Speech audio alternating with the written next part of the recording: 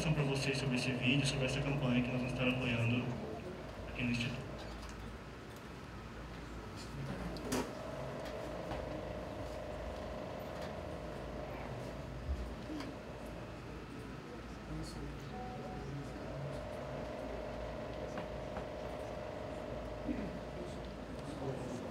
Estou aqui para apresentar um projeto de responsabilidade social que a cada ano vem crescendo por causa da sua ajuda.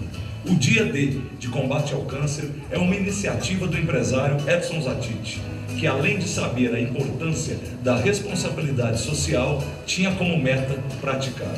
Sem se achar pequeno demais para ajudar, ele teve a iniciativa em 2002 e realizou o seu primeiro evento. Determinou que um dia do ano, toda a renda da sua empresa, o Alto Posto Berrantão, fosse revertida em prol da Fundação do Idoso. Agregou atrações, como shows para atrair o público e movimentar também a venda na loja de conveniência. E novas e boas ideias foram surgindo. Hoje o projeto sorteia prêmios, vende produtos e conta com a presença de artistas regionais e nacionais. Com isso, a cada ano o projeto cresce, aumenta o público, aumenta as vendas, aumenta a parceria com outros empresários e aumenta a contribuição ao Hospital de Câncer de Barretos, que atende pacientes de todo o Brasil gratuitamente, com a mesma qualidade e respeito de um hospital particular. E o mais importante, aumenta a esperança de quem luta pela vida. Bem, mais uma vez eu queria agradecer e motivar todo barretense a seguir o exemplo da motivação do nosso amigo do Edson, do nosso posto Berrantão, que todos os anos se preocupa em fazer cada vez mais um evento com o intuito de nos ajudar e também divulgar a importância do trabalho do Hospital do Câncer, a importância da prevenção e todo o sentido que o hospital tem na área de atuar como um hospital de câncer do Brasil inteiro, não só de Barretos. Então, muito obrigado, Edson, por mais uma vez estar nos acolhendo e espero que você consiga o mesmo êxito de todos os anos. E agora, chamo a população de Barretos para o 9º dia de prevenção. O Alto Posto Berrantão, juntamente com o Hospital de Câncer, sabendo que a prevenção é o melhor remédio, nos convida a todos para que no dia 26 de abril, a partir das 9 horas da manhã, você esteja lá conosco para fazer a sua prevenção. O hoje faz a história e pode mudar o futuro. Participe, faça a sua parte. Afinal, hoje é o dia D. Olá, eu sou o Cuiabano Lima e mais uma vez... Pessoal, nessa campanha do Dia D, nós, o diretório acadêmico aqui do campus, estaremos auxiliando nessa divulgação. Vamos estar vendendo camisetas, vendendo cupons e também divulgando todo o evento de prevenção que vai ter no dia, como o agendamento do câncer de próstata, o exame do câncer de mama. E gostaríamos de passar agora a minha cerimônia para o início. Senhoras e senhores, boa noite a todos. O Instituto Federal de Educação, Ciência e Tecnologia de São Paulo, Campus Barretos, tem a honra de recebê-los para participar da mesa redonda Reforma Política. Neste momento, daremos início ao evento desta noite. Pedimos a todos que desliguem ou mantenham seus celulares em vibracal, para evitarmos possíveis transtornos.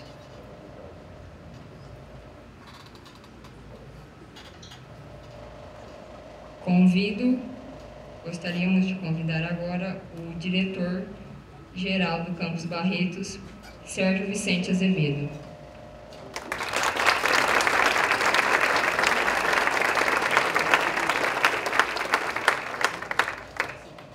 Convidamos também Stanner Mendes de Souza, do curso de Ciências Biológicas do IFSP.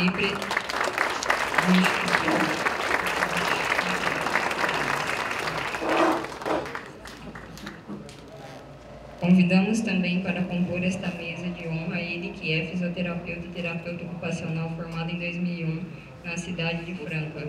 Foi fundador da Associação de Fisioterapia e Terapia Ocupacional de Barretos, entidade que também presidiu. Em 2003, foi fundador do Centro Municipal de Reabilitação, tornando-se coordenador desta unidade de saúde. Foi também vereador de Barretos entre os anos de 2009 a 2012.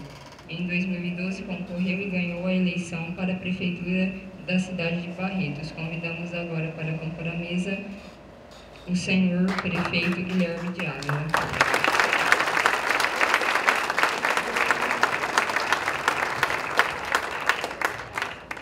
Convidamos também para os trabalhos desta noite ele que é médico formado pela Faculdade de Medicina da Universidade de São Paulo.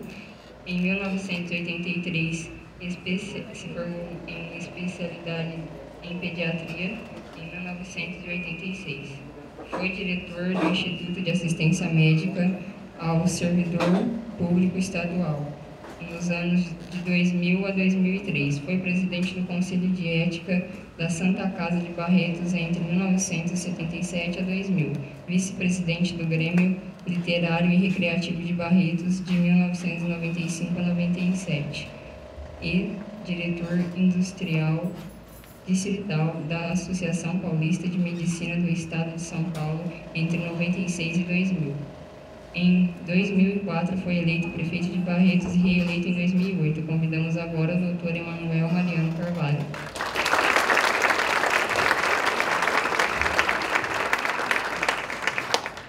Convidamos também para compor essa mesa o presidente da Câmara Municipal de Barretos, André Rezec.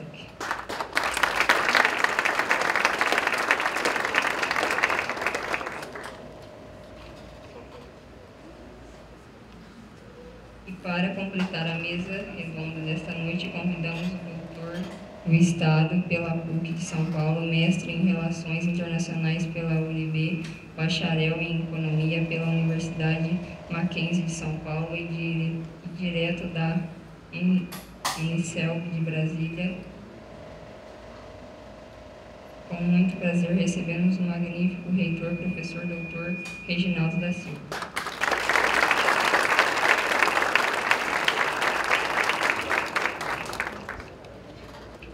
Informamos que as perguntas aos nossos convidados poderão ser feitas por escrito que serão recolhidas pelos alunos do curso técnico em eventos e entregues aos nossos organizadores. Gostaríamos de destacar ainda a presença das seguintes autoridades presentes: doutora Gláucia Regina Simões, delegada de polícia.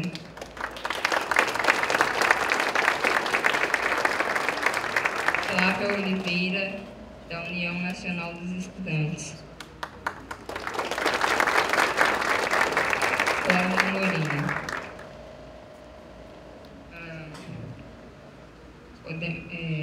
Pedimos também para ocupar o lugar dessa mesa de honra advogado e ex-candidato a deputado estadual pelo Partido dos Trabalhadores, senhor Eduardo Vieira Petrov.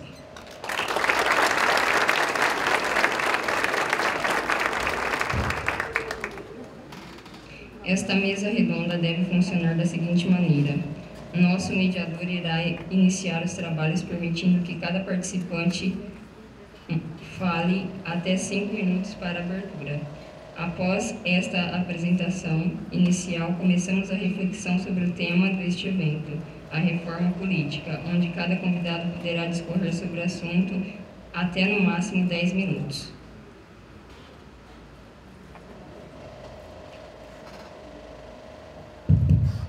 Boa noite a todos. Gostaria de voltar aqui para vocês me verem.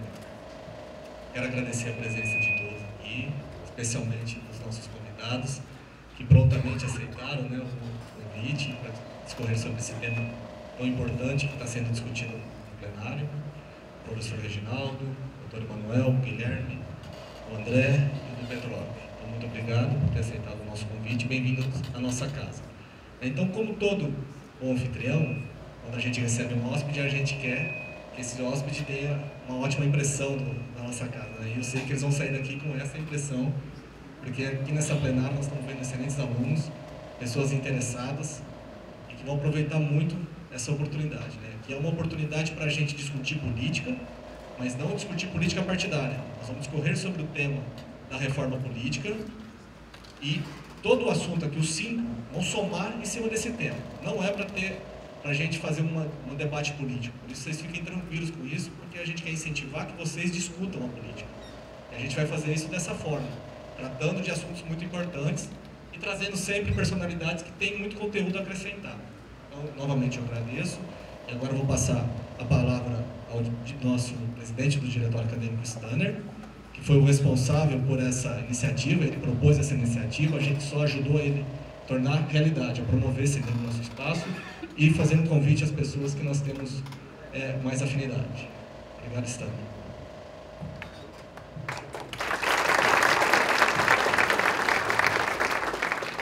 Eu gostaria de agradecer mais uma vez a presença de todos e gostaria de dizer que isso não foi uma ideia apenas nossa aqui do Diretório de Barretos.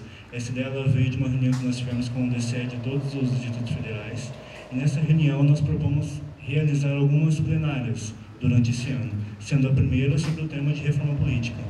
Gostaria de ressaltar mais uma vez que isso é para uma conscientização, para uma alfabetização política, não seria para promover uma disputa partidária dentro do campus, certo? E gostaria de ressaltar mais uma vez que, agora um recado para os palestrantes, que eles vão ter 10 minutos para dar a sua fala sobre o conteúdo, sobre aquilo que eles querem explanar sobre esse conteúdo. E depois disso, nós vamos abrir para as questões do público, que serão escritas e entregues aos nossos assistentes que estão nas portas, para a posterior leitura, para que podemos chegar num consenso geral depois das opiniões dos nossos palestrantes.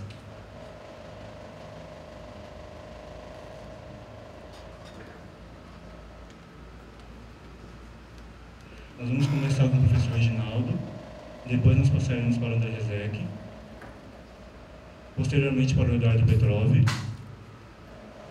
finalmente o doutor Emanuel e o prefeito Guilherme Ávila, certo? Começando agora para o professor Reginaldo.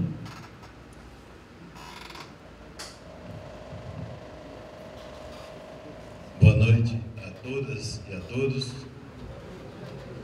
Quero cumprimentar aqui os componentes da mesa, a pessoa do presidente do Diretório Acadêmico, Stanner, diretor Sérgio, pela magnífica escola que está funcionando cada vez melhor, André Rezec, presidente da Câmara, Eduardo Petrov, o Guilherme, prefeito de Barretos, e o doutor Emanuel, ex-prefeito de Barretos, todos, graças a Deus, meus amigos. Quero cumprimentar também a todos os presentes, alunos, professores, amigos, e quero cumprimentar, sobretudo, o presidente do Diretório Acadêmico por ter tido essa brilhante ideia de suscitar esse debate sobre esse assunto que é essencial para todos nós, embora muitos talvez nem tomem conhecimento do que esteja acontecendo, do que vai acontecer, e às vezes até na hora de decidir se é que haverá esse momento, talvez muitos nem tomem conhecimento, mas estarão decidindo uma coisa muito importante para o futuro, não só do país de modo geral, mas como também para o futuro de cada um de nós, né? Eu sei que todos aqui irão abordar vários aspectos sobre esse tema de reforma política, então eu quero abordar um que me chama muita atenção e me causa também muita preocupação.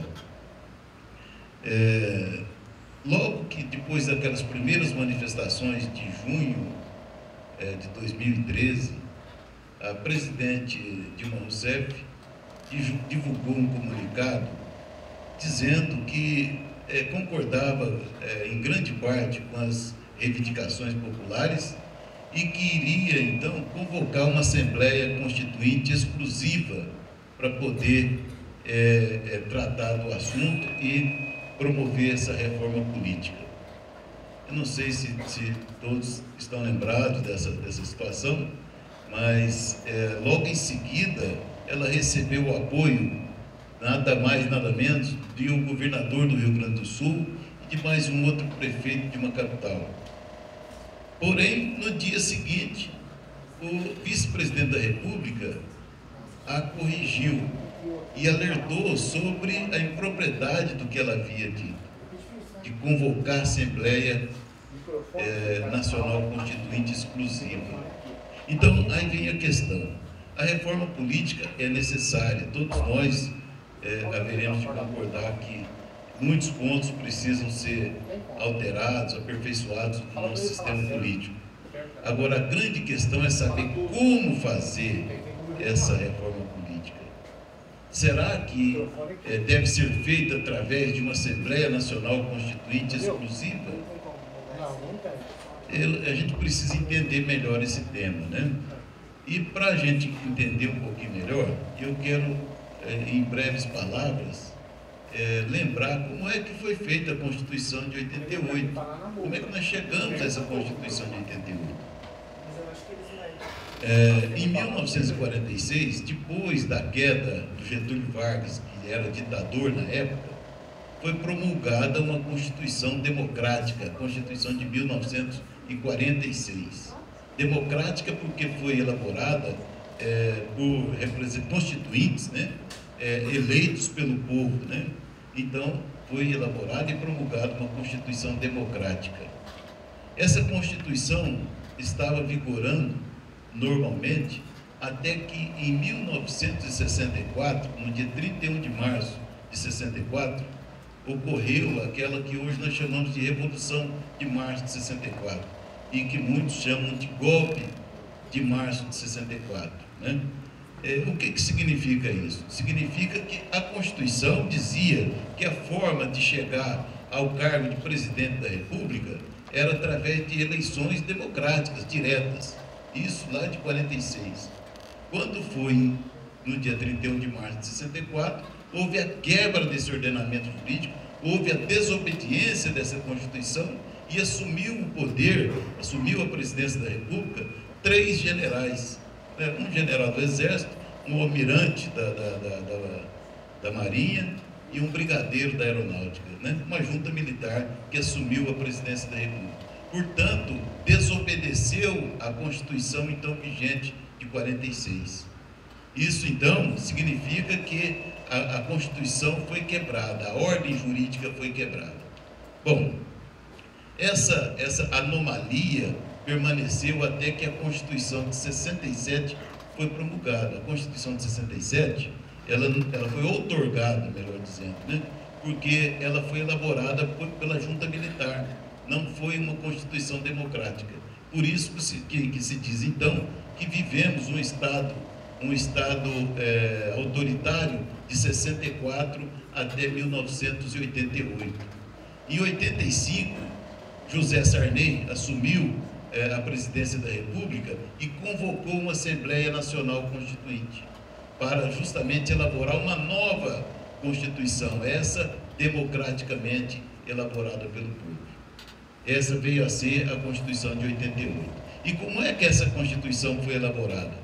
Inicialmente, é aí que eu quero chamar a atenção, inicialmente foi o presidente José Sarney convocou uma equipe de notáveis chefiada por um jurista famoso chamado Afonso Arinos. E esses notáveis elaboraram aquilo que deveria ser uma Constituição ideal para o país, né? E só que isso não vingou, porque os políticos, de modo geral, e a população acabou não aceitando essa Constituição, esse projeto de Constituição elaborado pela Comissão de Notáveis. Bem, e a Constituição, então, veio a ser elaborada pelos senadores e deputados que foram eleitos em 86, se não me engano, né?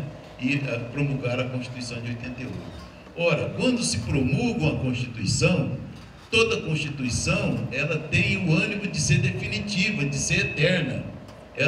Uma Constituição não pode ser promulgada já prevendo uma forma de não valer mais, de ser renegada.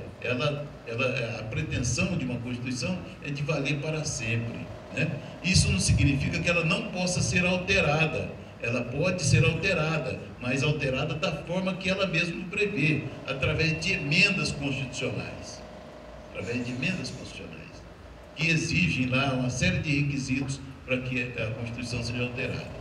Então, resumindo, quando alguém, e eu vejo agora nesse movimento de reforma política, muitas pessoas defendendo a constituição de uma equipe de notáveis, ou então a eleição de algumas pessoas, especialmente só para fazer a reforma política, isso significa, na verdade, uma quebra da ordem jurídica. Isso significa um golpe, significa a desobediência da Constituição. E isso, absolutamente, não podemos concordar, porque seria a mesma coisa que aconteceu em março de 1964. E aí eu quero ressaltar o seguinte: de todas as sugestões que eu tenho visto aí de alteração do sistema político, na reforma política, de todas elas não há nenhuma, não vi até agora nenhuma que exigisse a quebra da Constituição. Algumas exigem emendas, alterações da Constituição que podem ser feitas através de emendas constitucionais, sem a quebra do ordenamento jurídico. Quer dizer, não há necessidade de desobedecer a Constituição. Então, não há necessidade. E insistir nesse ponto significa um risco muito grande, porque toda vez que se convoca uma Assembleia Constituinte, é a mesma coisa de assinar um cheque em branco e pedir para aqueles que compõem essa Assembleia Constituinte preencherem do jeito que entenderem que deva ser preenchido. Então, todos aqueles direitos que a população já tem hoje, por exemplo, que os trabalhadores já têm, os direitos e garantias individuais que todos brasileiros já têm, tudo isso estaria em aberto novamente e à disposição de uma nova reescrita, né? A nova Assembleia assim criada é que iria reescrever isso e poderia simplesmente ignorar muitos dos direitos que nós já temos hoje, né? Então, esse é o recado que eu queria dar. Precisa ter muito cuidado. Nós podemos discutir tudo, queremos reformar e modificar muita coisa, mas é preciso ter muito cuidado em saber como fazer essa reforma política, sem quebrar a ordem jurídica vigente, que foi promulgada depois de muito suor, de muito custo, e não pode ser colocada em risco, né, sob pena de haver muito mais retrocesso do que avanço. Eu fico por aqui porque o tempo já se esgotou, mas me coloco à disposição.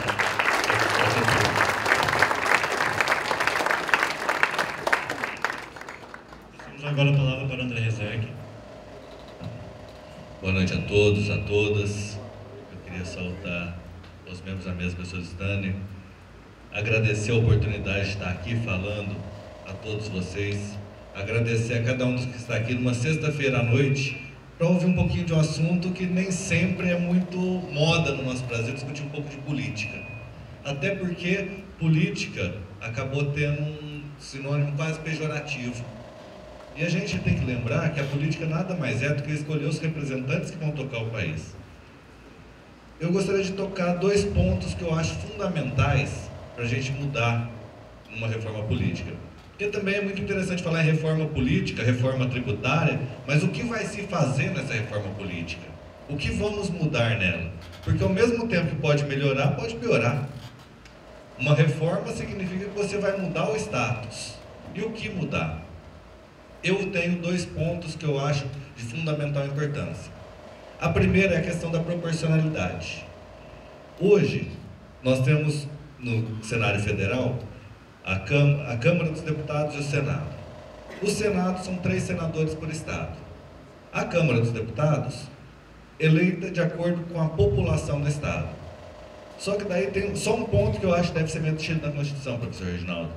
A questão do limite máximo de deputados por estado e do limite mínimo de deputados por estado. O estado de São Paulo, por ter muitos habitantes, ele chega no teto e para ali. Os estados pequenos não atingem o mínimo. Então, isso acaba distorcendo totalmente a proporcionalidade. Uma das propostas que eu entendo viável é o sistema distrital. Porque aqui em Barretos mesmo, hoje nós não temos nenhum representante a nível estadual, a nível federal. A partir do momento, na região de Barretos, a partir do momento que você divide em distritos e passa a eleição ser por distrito, você vai restabelecer essa proporcionalidade. Hoje, você precisa de muito mais eleitores em São Paulo para eleger um deputado do que no Acre. Então você distorce totalmente a proporcionalidade da eleição. Nós vemos também o quociente eleitoral. Muitas pessoas não entendem como que é eleito um deputado, como que é eleito um vereador, porque o cálculo é até simples, mas parece complexo. Você pega o número de votos totais para aquele cargo. Vamos dar um exemplo de vereador ou de deputado da mesma forma. Você teve o número de votos válidos, tirando brancos e nulos.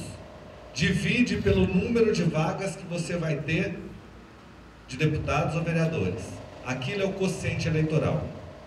O partido que não eleger, não tiver aquele tanto de voto, ele está fora, ele não vai eleger ninguém. Daí os partidos que tiveram o quociente, você divide o número de votos do partido pelo quociente e chega à quantidade de deputados ou vereadores que aquele partido vai eleger. Daí, o que isso proporciona? Nós temos casos aqui no estado de São Paulo, todo mundo conhece, por exemplo, o Tiririca, que, na minha opinião, é um voto de protesto. E você acaba num voto de protesto, levando outros 5 ou 6 deputados eleitos pelo quociente, que muitas vezes não são nem conhecidos da grande população. Ao mesmo tempo que você deixa de fora vereadores ou deputados que tiveram um número maior de votos, ou seja, a representatividade. Eu defendo que seja a eleição majoritária, ou seja, são 100 vagas, são 100 mais votados. Porque daí sim você pode argumentar que o sistema foi para proteger as minorias. E realmente esse sistema ele é feito para proteger as minorias. Mas essas minorias são protegidas quando os partidos políticos têm programas claros. Em alguns partidos, quando você entra num partido, em alguns países, quando você entra num partido, você está diretamente vinculado a um programa de governo, a algumas normas. E você não pode sair daquilo. Se você sair daquilo, você corre na infidelidade partidária e perde o mandato. E vem outro que defenda exatamente o que o partido prega. A situação do Brasil, que tem quase 50 partidos, é impossível você ter uma ideologia para cada partido. Então, para permanecer o sistema proporcional que hoje tem no Brasil, junto com o sistema não sendo distrital, seria necessário que os partidos tivessem ideologia, programa partidário, uma plataforma concreta, que você sabe, como é nos Estados Unidos, um partido tem uma política, o outro partido tem outra política, e você opta pela política que você quer. Aqui, e eu posso falar até do meu partido, que é o PMDB, para não ter nenhum tipo de conotação, se você for pegar um político, um partido no estado, ele tem um perfil completamente diferente do perfil do outro estado. Você não tem um programa sério, não sério, me desculpa, não é essa a palavra correta, um programa coerente, uma mesma linha de conduta, uma mesma plataforma de governo em todo o partido. Então, como a gente não tem isso e não tem essa cultura, nesse momento eu defendo que numa reforma política se adote o sistema majoritário. Quem tem mais voto está eleito. Aqui na Câmara Municipal de Barretos, nós temos vereadores eleitos com 800 votos e vereadores e suplentes não eleitos com 1.100 votos. Essa distorção, eu acho que ela afeta a representatividade. E eu acho que deveria ser uma coisa a ser levada em conta nessa reforma política. Quando você fala em voto distrital e começa a ter por regiões, existe uma crítica também. Muitas pessoas criticam que às vezes, se você regionaliza os problemas, muitas vezes você não enxerga o macro. E a gente sabe que hoje o país vive de grandes problemas macroeconômicos, que vão afetar toda... Eu tenho minhas dúvidas disso, porque o Brasil é um país quase que continental. O cidadão que mora no Rio Grande do Sul tem diferença em quase todos os sentidos com o cidadão de Roraima, do Acre, para ir de um ponto a outro.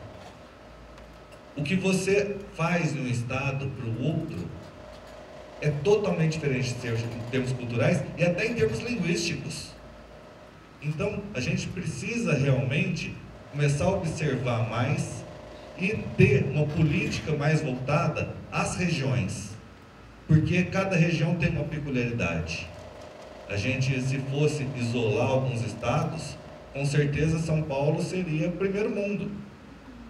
Se você for pegar, em termos econômicos, em termos financeiros, se de repente você pegasse Roraima, o Amapá, do norte, você teria uma outra vocação totalmente diferente para ela. Será que a mesma política pode adotar todos esses estados? Será que não seria justo distritalmente ser discutido cada política? Até porque, muitas vezes, eu faço a pergunta: quem se lembra em quem votou para deputado federal, ou em deputado estadual, ou para senador? E a grande maioria das pessoas não sabem. Ou eu até brinco às vezes, porque a eleição para senador é um ano, 2, no outro ano 1. Fala, quem você votou para senador? Ele fala um nome, eu falei, mas eram 2. E ninguém lembra que tinha um outro que votou em outro nome. Quando você regionaliza e traz alguém da região, essa pessoa está mais perto. Você conhece essa pessoa. Você tem condição de cobrar essa pessoa. E eu acho que realmente esse é um caminho agora, que eu não sei realmente se é o melhor, mas eu acho que é o que mais funcionaria no momento. Porque o melhor seria realmente que nós tivéssemos consciência. Porque só a reforma política, ela passa por uma profunda reflexão. A reforma do eleitor.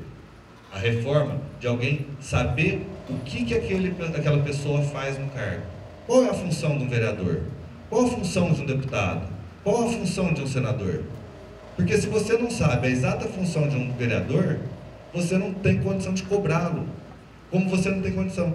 A gente vê direto no Facebook, e aqui na mesa, o professor Reginaldo foi vereador comigo, o Guilherme foi vereador comigo, cobrando de vereadores, às vezes tampar buraco. Isso não é função de vereador. Ah, mas o vereador não vai fazer nada? Ele nem pode fazer. Então, a gente tem que refletir não só nessa reforma e na forma de proporcionalidade, de deixar o voto realmente claro, como começar também a difundir. E por isso que parabenizei a todos por estar aqui numa sexta-feira à noite, discutindo política e aprendendo que quando a gente reclama de político, a gente tem que lembrar que foi alguns anos antes que nós colocamos ele lá através do voto. Porque a única coisa democrática no Brasil, efetivamente, é a eleição. Ganha quem a maioria da população votou. E muitas vezes a mesma população está reclamando depois. Então a gente precisa também conscientizar das funções de cada um e da importância de escolher certo.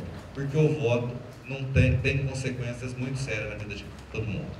Eu queria agradecer mais uma vez e me coloco à disposição para perguntas.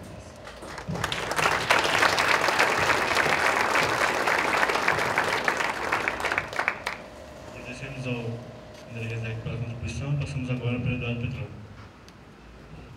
Bem, boa noite a todos. Boa noite a todos da mesa aqui, meus amigos. Queria agradecer a presença de todos. Como o André falou, uma sexta-feira à noite não é fácil a gente discutir um tema que tem tantas vertentes e tantos pensamentos diferentes.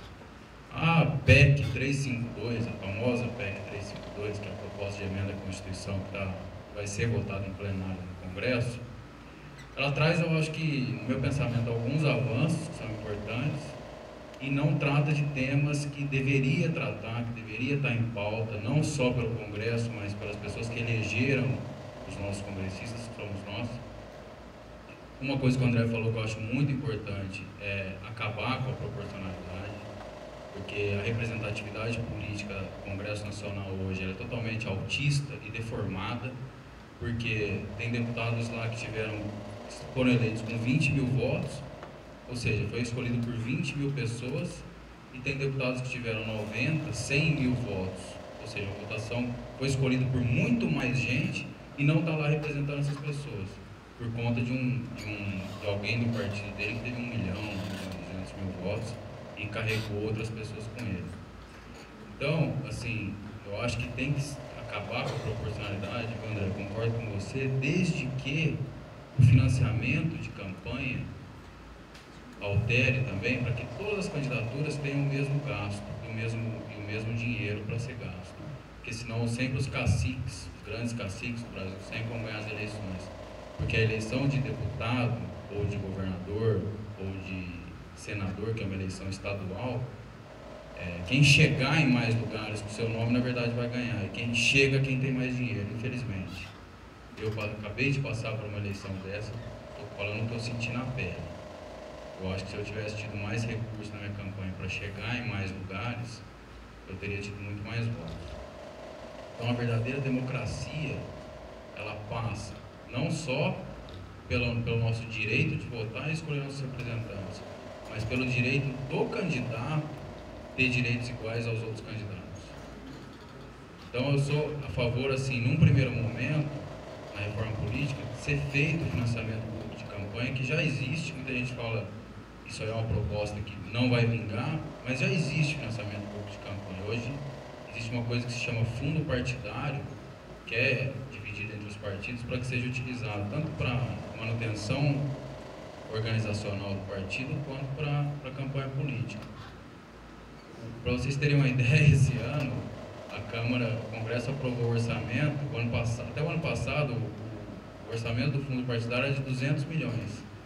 Esse ano a Câmara, o Congresso, o Senado, com medo daquela decisão do STF que proibiu o financiamento privado por pessoa jurídica de campanha, aumentou para 800 milhões, ou seja, quadriplicou o orçamento do fundo partidário, com medo disso.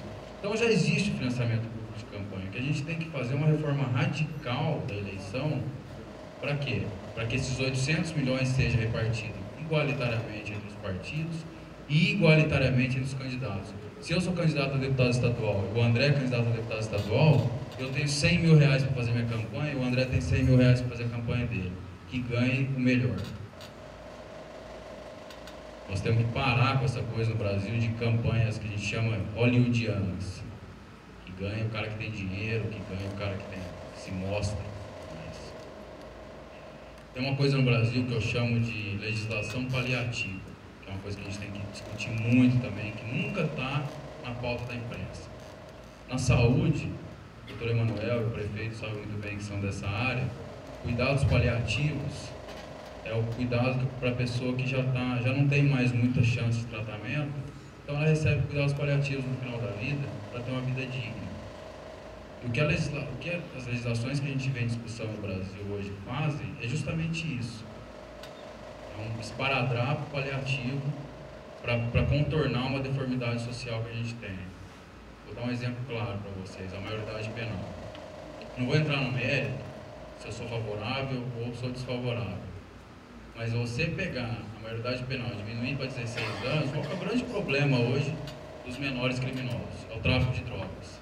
Que eles são aliciados nas favelas para trabalhar no tráfico de drogas. Então eles aliciam menores de 16 anos que não serão presos. Aí a nossa sociedade fala, tem que ser preso, porque a imprensa nos pauta desse jeito, não é culpa nossa.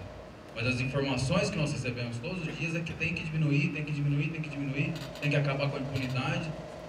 Mas na verdade, o traficante que hoje usa o menino de 16, se cair para 16 anos, ele vai usar o de 14. Então nós não vamos estar resolvendo o nosso problema. Nós vamos estar prorrogando ele. Nós estamos fazendo uma questão paliativa. Então eu acho que é isso que a gente tem que aprender a discutir no Brasil. Não só o que a imprensa pauta para nós. Nós temos que buscar, olhar a situação e ver o que é melhor para nós. Por exemplo, a PEC 342, voltando a ela, 352, ela acaba com a reeleição. Eu acho que é uma coisa importante. Acho que é importante acabar com a reeleição. Acho que aumentar o mandato para 6 anos e acabar com a reeleição é importante, porque os governos acabam não usando muito da máquina pública para fazer campanha eleitoral.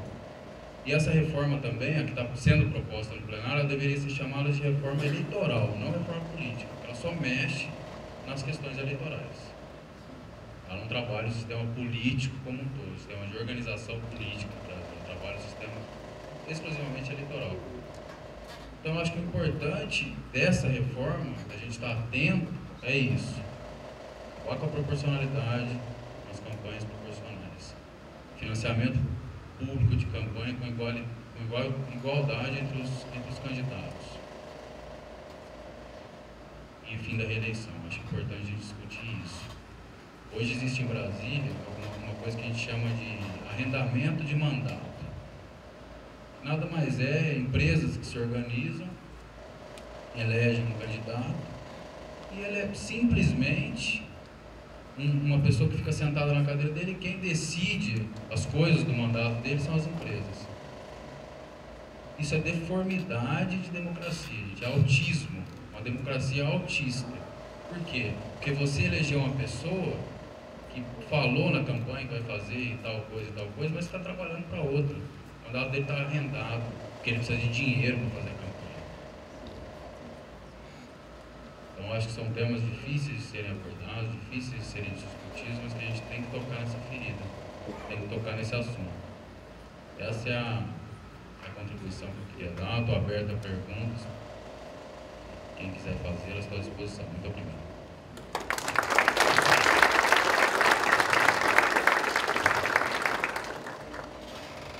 Agradecemos a Dória Petróleo pela contribuição e passamos agora para a doutora. Boa noite a todos. Vou pedir um pouco de licença para ficar do lado aqui, porque senão não vou conseguir enxergar aquela plaquinha de minuto. Eu estou olhando e não consigo enxergar direito. Cumprimentar o Du, Petrov, André, Guilherme, professor Reginaldo e em especial ao Sérgio e ao Stanley aqui pela iniciativa. Parabéns, viu? Eu acho que isso nós precisamos muito de discutir política.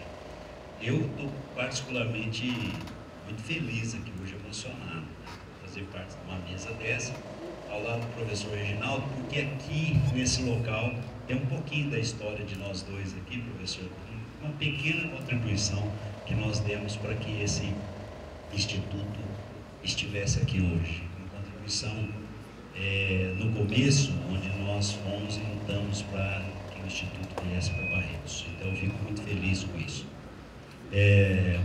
Ouvi atentamente as palavras do Eduardo, do André, do professor Reginaldo, todas elas com muita propriedade e com muita sabedoria. Alguns advogam que a reforma seja radical, outros advogam que essa reforma seja um pouco mais branda. Mas a verdade, e eu quero falar aqui para todos os jovens, e aqui eu estou vendo muitos jovens, é que o povo está de saco cheio da política. O que a gente sente, e as pesquisas mostram, é que ninguém está querendo muito hoje discutir política. Uma atividade tão essencial, tão fundamental para nosso país, para nossa pátria, que é a política, de nós termos condições de discutir, mas discutir com muita vontade esse tema que hoje nós estamos com o saco cheio de discutir. Um pouco por culpa nossa dos políticos. De políticos como eu, que está querendo sair, Dudu, que está querendo entrar, mas de todos nós. E também, como muito bem disse o André, do eleitor brasileiro, que às vezes não se sente responsável na hora de votar. E ele precisa ser responsável, desde a hora que vota até renovar o seu voto, daí os anos que precisa se fazer uma nova eleição. E eu já advogo que a reforma política, André, tem que ser, Eduardo, tem que ser radical mesmo. Do jeito que está, não está dando certo. Eu vejo e eu sinto, e o Guilherme está aqui, e vai sentir também, que nós trabalhamos um ano, que é o ano que a gente entra na prefeitura, estamos conhecendo a prefeitura, mal a gente sabe as portas que a gente tem que abrir, as portas que a gente tem que fechar, e de repente vem no segundo ano, eleição para deputado. E vamos nós lá paralisarmos a prefeitura, paralisarmos os contratos, lá 6 meses antes da eleição, não pode se fazer nada, não pode dar benefício nenhum, nem às vezes entregar um terreno para uma empresa que queira se instalar uma faculdade, como o Guilherme viveu isso, de instalar uma faculdade na cidade, e a gente não pode. Por quê? Porque tem uma eleição depois de 1 ano e meio que a gente assumiu. Aí a gente passa o tempo naquela eleição. E aí nós temos o 3º ano para trabalhar, correria, corre, que o 4º ano tem eleição de novo. Nós não podemos viver num país desse que precisa trabalhar, que precisa crescer, como o sapo, pula e para, pula e para. Nós temos que começar a andar e andar efetivamente. Para prefeito, minha opinião de reforma política, 5 anos, coincidindo com todos os mandatos. Porque a coincidência de mandatos, ela é vital para um país como o Brasil. E por que ela é vital? Porque o sistema de hoje não deixa que meninos novos como o Edu se aventurem a ser candidato. Ele tem que disputar com um monte de gente. E gente com muito dinheiro também. E gente com condição financeira maior. E ele não tem condição de encarar essas pessoas e disputar uma eleição. Se nós tivéssemos todas as eleições no mesmo dia, que isso é o que eu acho que seria o correto, na minha opinião de uma reforma, presidente, governador, deputado, senador, prefeito, vereador. Eu quero ser candidato a prefeito, eu vou encarar o Guilherme. Eu não vou encarar o André, não vou encarar o Du, que querem, por exemplo, ser deputados. E assim por diante. Vai abrir chance para que novos talentos possam aparecer e não precisem disputar a eleição com figurão carimbado e com muito dinheiro no bolso. Isso é uma necessidade urgente que o país toma. Mas o que nós queremos que aconteça não é o que está acontecendo lá. Eles não estão discutindo isso, que é outro erro. O legislativo, né, e aqui não quero comprar briga com o legislativo, mas eles fazem as leis e fazem as leis como são convenientes para eles. Um deputado larga de ser deputado e vem disputar uma prefeitura. O prefeito não pode largar a prefeitura e disputar para deputado, porque aí ele perde o mandato. Ele não pode ter o mesmo direito do deputado. Isso está completamente errado. Se vale para um, teria que valer para todos. Então são algumas alterações que precisam ser corrigidas imediatamente. Então essa reforma ela tem que ser radical mesmo, porque quando nós reformamos podemos estar errando, mas a gente está se especializando para acertar mais para frente se por acaso o erro for muito grande. Então essa reforma ela precisa ser essencialmente e precisaria atingir essas coisas todas que hoje são a grande dificuldade que nós temos. Para que você convença alguém de que a política é realmente importante e necessária, para que você possa trazer novos talentos para disputar uma eleição, e é o que a gente está precisando de renovação. Quem já teve a sua chance, reeleição, realmente a reeleição é uma outra coisa que precisa ser muito bem estudada. Se você tiver 5 anos de mandato, meio ano para fazer campanha e fazer política, e depois 4 anos e meio para trabalhar, dá para se trabalhar muito bem e realizar, e vai partir para outra coisa. Não vai disputar a mesma eleição, pode disputar a eleição para outro cargo, não precisa ficar em jejum, em quarentena, como às vezes um político que é bom, que mostrou serviço e tem que ficar em quarentena durante muito tempo. Essas coisas nós precisamos mudar. Eu não quero me alongar, nós temos mais gente para falar, estamos à disposição também depois para que a gente possa debater. Muito obrigado, gente.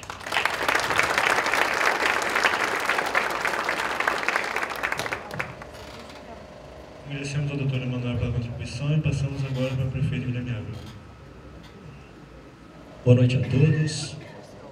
Quero cumprimentar os membros da mesa, professor Reginaldo, meu companheiro de Câmara, doutor Emanuel, meu companheiro de sofrência na Prefeitura, cumprimentar o presidente do DCE, cumprimentar o Sérgio, diretor aqui do professor governador do IFET, o André Rezec também, presidente da Câmara, também meu companheiro de Câmara, Eduardo Petrov, amigo de infância, futuro interventor da Santa Casa, totalmente com a Prefeitura aí, a partir da semana que vem.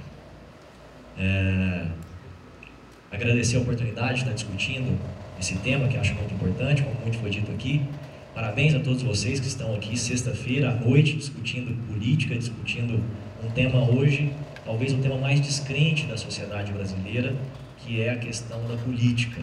A classe mais achincalhada que nós temos hoje são os políticos, mas nós só conseguiremos mudar essa realidade se nós procurarmos saber mais, entender e buscar a mudança, lutar para que essa mudança aconteça. Eu vou falar sobre alguns temas que eu elenquei aqui, da questão da reforma política, e alguns discordar e concordar com alguns membros aqui da mesa sobre algumas coisas daquilo que foi dito. Por exemplo, o financiamento público de campanha. Eu não acredito no financiamento público de campanha. Se nós tivermos um financiamento público de campanha no país, eu entendo que nós vamos pegar dinheiro do orçamento, dinheiro de recursos, seja ele federal, estadual, municipal, independente de onde ele quer que venha, e colocar, legalizar um dinheiro numa campanha para poder se fazer a propaganda. E para se fazer uma campanha minimamente decente, para se mostrar uma proposta, 800 milhões, que é para quanto foi hoje o fundo partidário, não é suficiente para fazer nenhuma campanha. Se a gente dividir esse valor de 800 milhões pelos 5.500 municípios do país, vai dar algo em torno de 150 mil reais por município. Só que com 150 mil reais você pode talvez fazer uma campanha no município de Colina, mas você nunca vai fazer em Barretos, muito menos na cidade de São Paulo. Se a gente distribuir isso proporcionalmente, então vai sobrar daqui a pouco aí R$1.000 para você fazer uma campanha na cidade de Barretos. Você não tem como fazer uma campanha. Então eu não acredito na questão do financiamento público de campanha. O que a gente precisa fazer, eu entendo que a gente precisa colocar mais regras da forma como é hoje, financiamento privado das campanhas. Em primeiro lugar, diminuir o tempo de campanha. É muito longo um período de 3 meses de campanha. É muito desgastante financeiramente. Se a gente reduzir em 30 dias, seja de 90 passar para 60, a gente já reduz aí de 25% a 30% o custo de uma campanha. E outra coisa que a gente precisa fazer, antigamente se podia na campanha, acho que todos vocês já devem ter ido a algum local que viu uma régua com o nome de um candidato antigo, um batom, um chaveiro. Antigamente se podia fazer outdoor. O outdoor hoje que custa em torno de R$500, na época de uma eleição chegava a custar 4, 5 mil reais o outdoor. E isso foi proibido. Hoje o máximo que você pode colocar são banners nas casas de 2x2, totalizando 4 metros quadrados. Não se pode mais brinde. Antigamente se dava dentadura, se dava sapato, se dava leite, camiseta, coisas que eram muito caras, óculos. Hoje não pode. Então o que se precisa fazer para reduzir o custo da campanha? Diminuir coisas que devem ser feitas, que podem ser feitas na campanha, que custam dinheiro, que custam caro, como retirou camiseta, como retirou outdoor. Se a gente não fizer mais a manifestação com banner, que é uma coisa cara, diminuir coisas que são caras, a gente vai reduzir o custo de uma campanha, vai diminuir as discrepâncias, e aquele que tem o maior poder econômico não vai conseguir sobressair com aquele que tem o menor poder econômico. A gente vai reduzir o custo da campanha e não vai utilizar o dinheiro público para poder fazer as campanhas. Então, por isso eu acredito nesse modelo de financiamento, mas com alguma outra organização. Reeleição. A reeleição ela é discutida. 5 anos, 6 anos, é possível? Eu sou favorável à reeleição. Não porque eu posso ter o direito de uma reeleição. Eu sempre fui, sempre tive essa vontade de reeleição. Tá aqui o Kleber, meu amigo de infância. Nós fomos presidente do Grêmio Estudantil. Com 8 anos, o Kleber era jornalista, ele publicava um jornal, e lá naquela época nossa não tinha reeleição. E eu sempre defendia, quando foi discutido, na época, o presidente Fernando Henrique Cardoso, que era necessária a reeleição. Quando você está fazendo um bom governo, que você possa ter um tempo para poder disputar e continuar. Imagina a gente aumentar um tempo e o governo não está dando certo, está patinando, não está indo, e a gente ter que aguentar esse governo um tempo maior. Outra coisa, mesmo aumentando o tempo, tem-se rupturas de governos, quando se sai um prefeito, governador ou presidente e entra outro. Não porque o prefeito é contrário, é de outra sigla, é de outra ideologia partidária. Porque a própria legislação de hoje, a própria lei de responsabilidade fiscal, ela exige que se cumpram diretrizes e metas que o governante que deixa o mandato tem que cumprir, que não dá para ele pensar no ano seguinte. E aí quando entra um novo gestor, se inicia tudo de novo. Então a própria legislação de hoje obriga que isso seja feito. Então nós vamos ter mais rupturas de governo, programas de governo não tendo continuidade, se a gente acabar com a reeleição. Muitas vezes é necessária a mudança de ideologia, trocas de partidos, trocas do poder, mas eu acho que a gente acabar com essa reeleição, a gente vai precisar mudar os mecanismos de controles, tem que ser rígido, só que ele tem que dar condições e obrigações que que as questões prioritárias, que os planos de governo, que os programas governamentais, e aí não é um programa político, que eles possam ter continuidade nas trocas de governo, porque senão nós vamos ter, como o doutor Emanuel falou, às vezes aí 6 meses, 1 ano para poder começar a cidade a andar novamente e a gente ter continuidade. Outra questão que eu gostaria de falar, voto distrital, distrital misto, distritão, lista e coligações. No meu pensamento, seria fundamental a gente acabar com as coligações proporcionais que são para vereadores, deputados, na parte legislativa.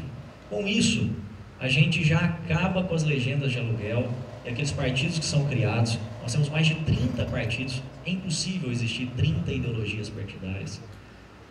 E a gente acaba com aquele que só entra para somar, para ganhar um espaço. E aí a gente fortalece os partidos realmente que têm condições e ideologias e um programa sério e que quer executar. Ou existe a outra possibilidade, que é você eleger os mais votados.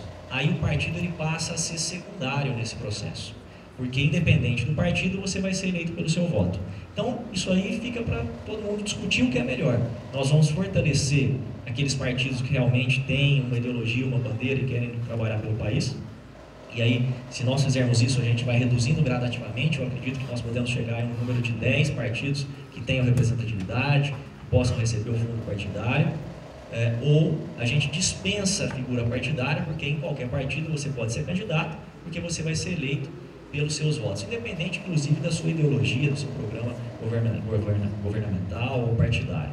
Então isso é uma questão que eu acho que assim, precisa ser mais discutida a fundo, mas é necessário que urgentemente seja feita essa mudança, essa alteração, para que a gente ou acabe com a legenda de aluguel, fortalecendo o partido, ou a gente eleja os mais votados. E a questão do voto distrital ou distrital misto. Tem se discutido muito a questão de voto em lista, onde o partido escolhe, coloca uma lista, e daí tem a lista aberta e a lista fechada. Eu sou totalmente contra, porque quem chega para poder querer disputar nunca vai conseguir estar entre os primeiros da lista. Os grandes caciques vão sempre dominar a política, porque você vai lá, escolhe um partido e vota no partido. E aí, o mais votado do partido escolhido pelos dirigentes vai ser o primeiro eleito quando atingir um coeficiente. Depois o segundo, depois o terceiro, depois o quarto e assim sucessivamente. Então aqueles que estão entrando nunca vão conseguir, só vão ser aqueles filhos dos políticos, os donos partidários. Então eu não acredito no voto em lista, seja ele aberto, mesmo você conhecendo, ou fechado. Sou a favor do distrital, onde o estado de São Paulo, por exemplo, como foi dito, o André falou aqui, é a região de Barretos, vai, devido à sua população, vai eleger um número de candidatos. Região de Ribeirão Preto outra, Rio Preto outra, São Paulo outra, Baixada Santista outra. A gente vai estar muito mais próximo aos candidatos se nós tivermos uma eleição dessa forma. Fica muito mais fácil você cobrar e a representatividade aumenta. Seja aí do mais votado, seja aí sendo o fim das coligações, mas votando em alguém que está disputando a eleição por aquela região.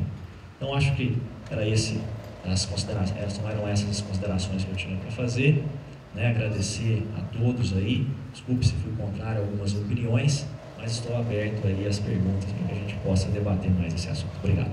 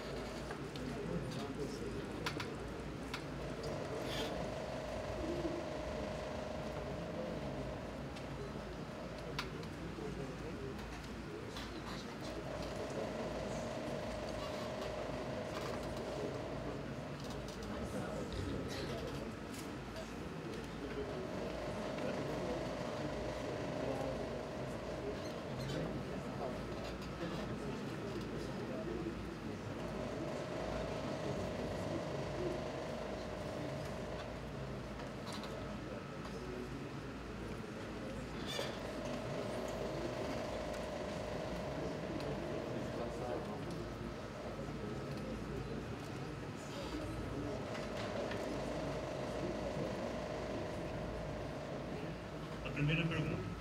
Com um governo enfraquecido, crise, e quase sem apoio do Congresso, pergunta: esta crise deixa a reforma mais distante e, assim, há poucas chances de mudanças significativas na legislação política e eleitoral. Você acha que a reforma política foi usada como discurso eleitoral somente para convencer o eleitorado de que o governo se preocupa com as melhorias das relações políticas? Essa pergunta não tem, é aberta a quem quiser responder. Quer repetir?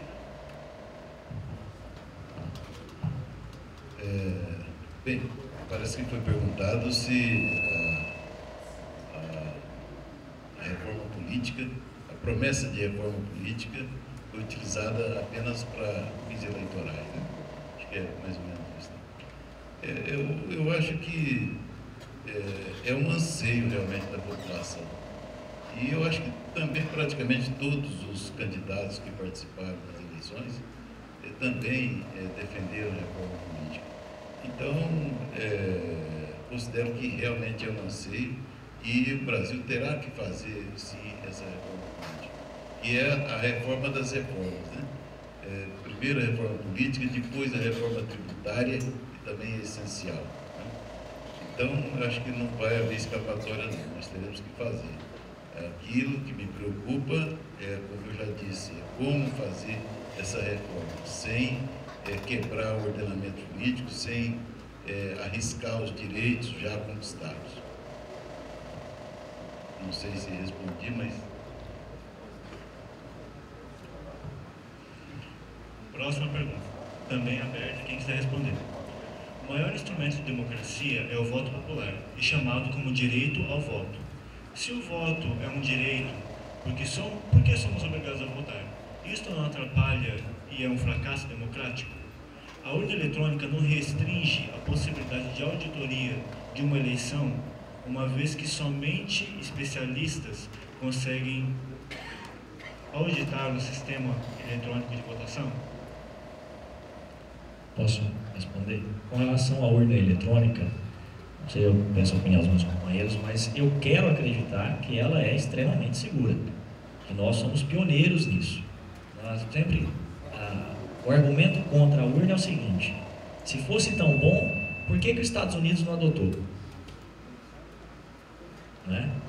Mas nós temos coisas que são boas também. Então eu quero acreditar que o sistema eleitoral de urna eletrônica é correto, é bom, e até então, o momento, não foi provado nada que desabone a urna eletrônica.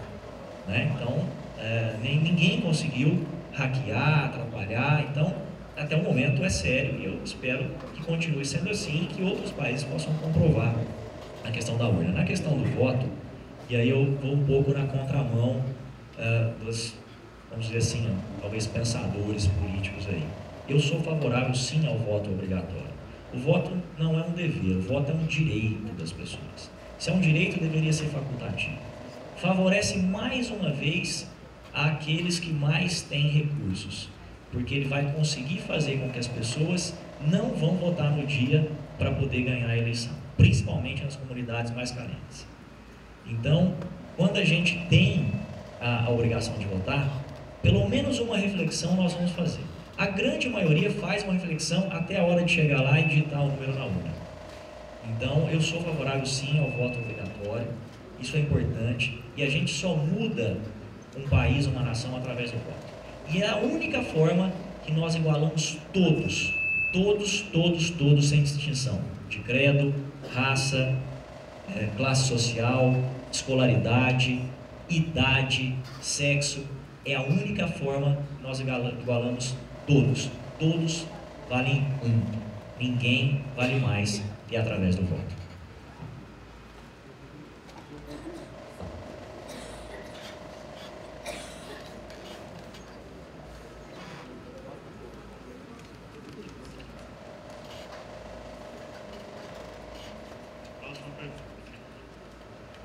Para passarmos por uma reforma política, não deveria ser necessário termos a política como disciplina na escola?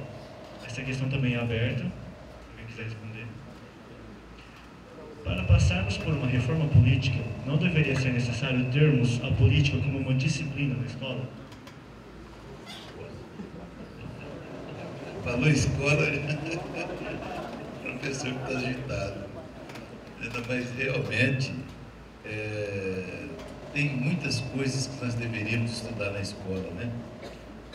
Se estuda matemática, português, geografia, ciências, mas não se estuda como funciona a paz, né? Como construir a paz, como promover o diálogo. Nós deveríamos estudar, né? Não se estuda também política, que é talvez a matéria mais importante, né? Porque o que vem a ser a verdadeira política? A verdadeira política é uma maneira de solucionar os conflitos de maneira pacífica, né?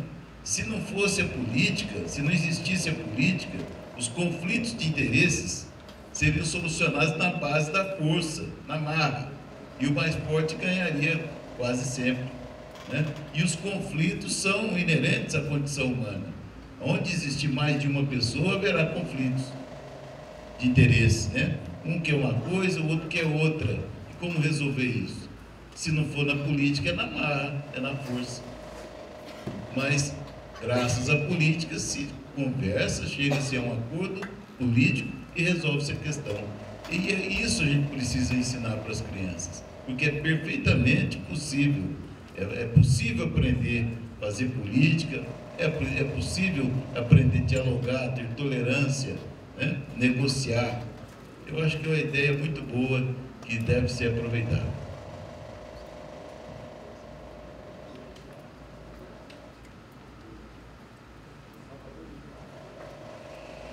Hoje, algumas pessoas acreditam que a corrupção no Brasil é cultural. Vocês acham que com a reforma política a corrupção diminuiria? E o que deveria ser feito no caso de uma corrupção? Como deveria ser uma punição? Se ela tem que ser mais severa, mais mediana, diante de um caso de corrupção? Essa pergunta é aberta para quem quiser responder.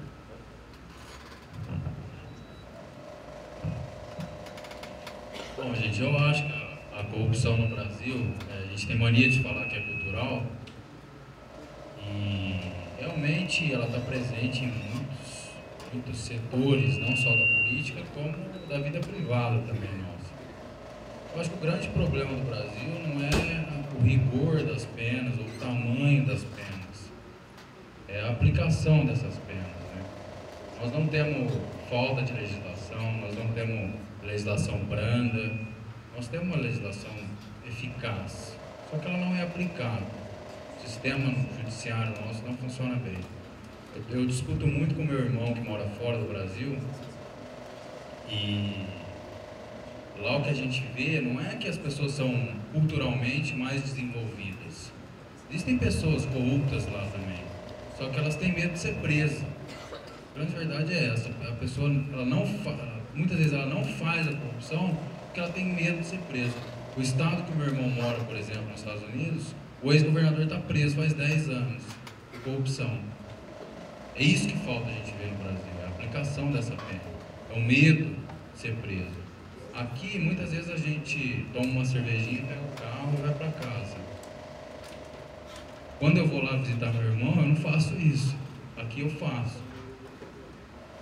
Não é porque lá eu sou melhor que aqui, é porque lá eu tenho medo de ser preso. Então eu acho que não é uma questão de cultura, é uma questão de aplicação de pena, única e exclusivamente.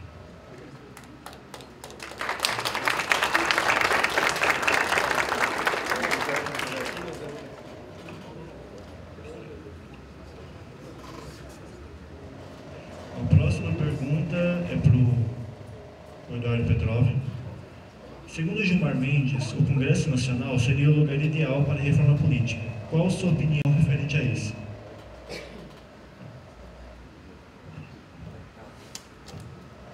Eu concordo, até porque no nosso ordenamento jurídico é o Congresso que decide as leis. Então, o lugar ideal para ser discutida a reforma política e ser implementada é no Congresso mesmo. Concordo.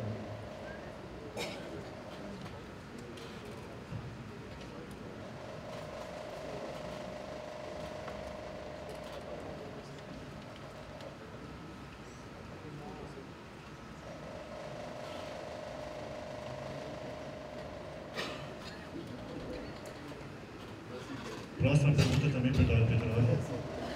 Se não é feita a diminuição da minoridade, por onde acha que poderia acabar com a diminuição da criminalidade? Diminuição da criminalidade. Aparentemente é só isso.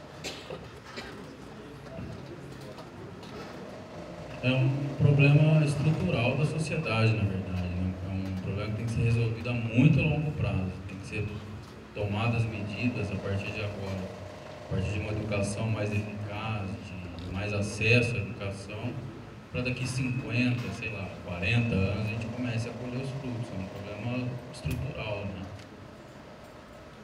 Na verdade, onde o Estado não chega, o crime toma conta. Então, o Estado tem que chegar em mais lugares, né? Chegar com educação de qualidade em mais lugares e dar alternativas para essas pessoas não irem trabalhar no tráfico e não entrarem no crime, como acontece hoje.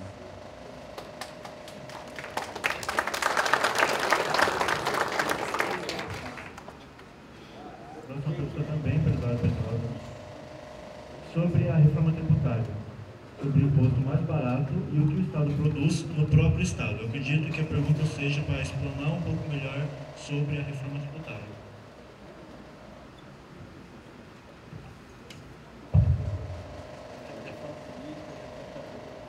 Eu vou me desculpar com a pessoa que fez essa pergunta. Eu não tenho muito conhecimento da reforma tributária que está sendo proposta no Congresso. E qual que foi a pergunta mesmo?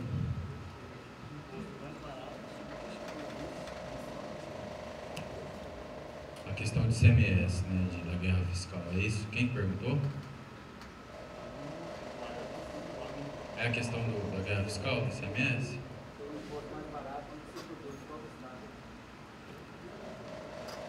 Você fala do imposto estadual? Ele ser mais barato no estado de produção.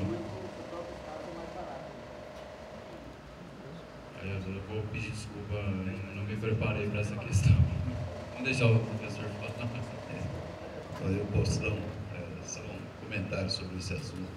Eu já havia dito que a reforma das reformas é a reforma política e a segunda é a reforma tributária, né?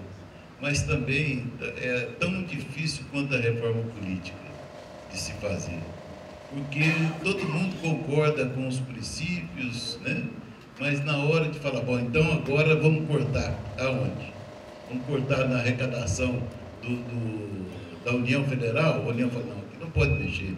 Vamos cortar na arrecadação do Estado? Não, aqui também não pode. Não, do município, muito menos. Então, não sai a reforma tributária, né? Agora, existem também 1000 projetos de reforma tributária, vários projetos, cada um falando de uma coisa. Só que tem um ponto essencial. A reforma tributária mesmo vai acontecer quando o Brasil conseguir implantar aquele chamado imposto único sobre transações financeiras. Aquele significa realmente uma reforma radical do sistema tributário brasileiro. Que um imposto que é chamado de imposto único, mas na verdade não é único. Ele substitui todos os impostos federais, né, com exceção do imposto de importação e imposto de exportação. Substitui todos os impostos municipais, ISS, IPTU, né, ITBI, e substitui todos os impostos estaduais também, ICMS, substitui todas as contribuições sociais, COFINS, PIS, tudo, substitui tudo por um débito e um crédito em cada transação financeira que se faz numa instituição financeira, né, bancária. É uma ideia inovadora no mundo. E por isso ela é tão resistida, né? No Brasil é a mesma coisa, aquele argumento que o Guilherme levantou aqui há pouco. Se fosse bom, nos Estados Unidos já teria implantado, né? Porque essa ideia foi desenvolvida aqui. Mas esse argumento é falho, né? O avião foi inventado no Brasil, né? E muitos outros pontos. O fato da gente não ser tão desenvolvido quanto os Estados Unidos não significa que não possamos ter ideias brilhantes também. Então, a reforma tributária É um tema muito difícil, realmente, mas é difícil de ser implementada, porque todos concordam nos princípios, mas discordam na hora de cortar. Mas é necessária porque a carga tributária do Brasil é absurda, é uma das maiores do mundo, né? Chega a 36%, 37% do PIB, e ela é fundamental também. Gostaria de pedir a todos que forem escrever perguntas que não fujam do tema, para que não possam fazer menos, tá? E agora vamos continuar. Próxima pergunta para o Dr. Manuel. O maior desafio para a implementação de políticas públicas é o planejamento. O maior problema é relacionado à ênfase na burocracia, o que tende a colocar parte do processo de decisão e construção política e social. Como a mesa encara o processo de planejamento nas políticas? Bom, a palavra planejamento por si só já dá a sua importância. Nós precisamos planejar sempre. E principalmente quando você trata de uma prefeitura, por exemplo, como é o caso do fui prefeito, Guilherme, a gente já começa, né? Quando a gente vai para o primeiro ano, a gente tem que usar o planejamento do prefeito que saiu do ano anterior. Isso é até obrigatório pelas leis. E é óbvio que para você idealizar uma cidade, é óbvio que isso fica claro que o planejamento é muito importante e nós deveríamos ter, eu acho que isso também peca-se um pouco no Brasil, que é a questão dos planos diretores para todas as cidades. Uma vez aprovado um plano diretor, esse plano diretor deveria ser seguido, ou pelo menos deveria ser norma, né, para que a gente pudesse, cada prefeito sucedendo um ao outro, que pudesse cumprir aquilo que estava comprometido num plano diretor que não foi discutido por uma entidade, mas sim por toda a cidade. Então, o que acontece? Em Barretos, por exemplo, nós fizemos, na época, com uma pessoa de Rio Preto, o Lima Bueno, nós fizemos um planejamento para a cidade de um anel viário pela cidade.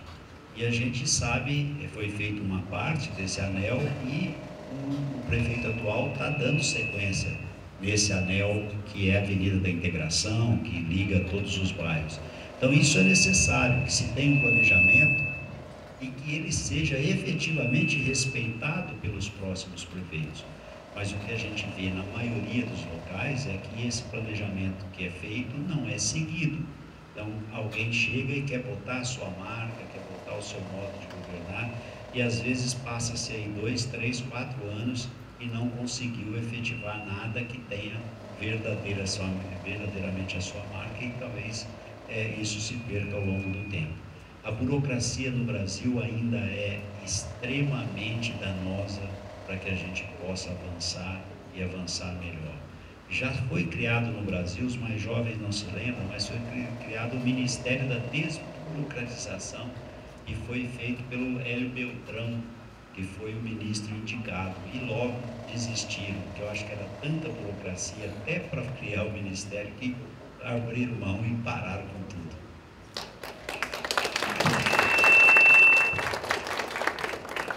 Aproveitando que foi tratado sobre o tema de uma medida aqui na cidade do nosso município, quais são as medidas políticas municipais para a reeducação da população no âmbito de eixos políticos?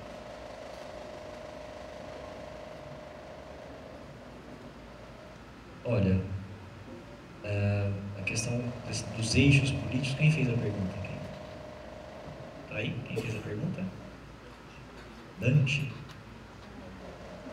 Como que você considera esses eixos políticos?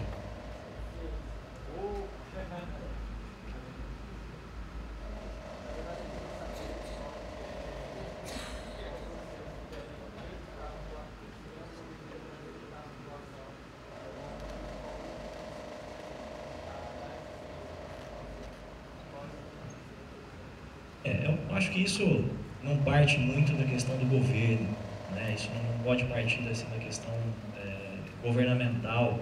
A questão política tem que ser discutida com a sociedade como um todo, principalmente com entidades de classes, o próprio Instituto Federal fazendo esse movimento, como está sendo feito aqui no dia de hoje, chamando os alunos para discussão, colocando várias opiniões, até mesmo porque o gestor ele tem um partido político, ele tem o mínimo de ideologia partidária, de diretriz. E isso pode, inclusive, contaminar e ser tendencioso, por um lado, se for desenvolvido pelo gestor, seja ele municipal, estadual ou federal.